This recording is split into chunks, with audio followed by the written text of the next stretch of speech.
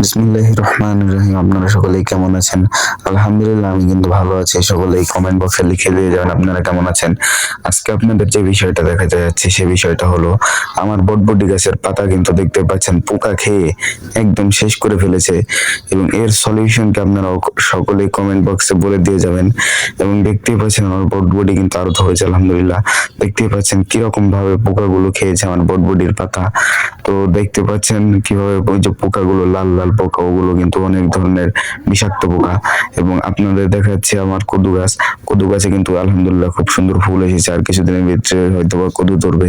এবং আপনারা দেখতে পাচ্ছেন আমার পেয়ারা গাছ, পেয়ারা কিন্তু আলহামদুলিল্লাহ আগের থেকে অনেক বড় বড় সাইজের হয়েছে আলহামদুলিল্লাহ। পেয়ারা গুলি আমি কিন্তু অনেকগুলো পেয়ারা খেয়েছি এই গাছ থেকে। তো আজকে কিন্তু বৃষ্টি বৃষ্টি ভাব ছিল, দেখতেই পাচ্ছেন আমার লজ্জাপতি ফুল গাছ কিন্তু একবারে জুড়ে গেছে বৃষ্টির পানির ফলে। আলহামদুলিল্লাহ, আপনারা সবাই কমেন্টে লিখে দিয়ে যাবেন সবাই কেমন আছেন। এবং দেখতে পাচ্ছেন আমি কিন্তু আমার মুরগিগুলোকে ডেকে খেলতে দিলাম, তারা কিন্তু খুব তৃপ্তি সহকারে খাচ্ছে। So subscribe me.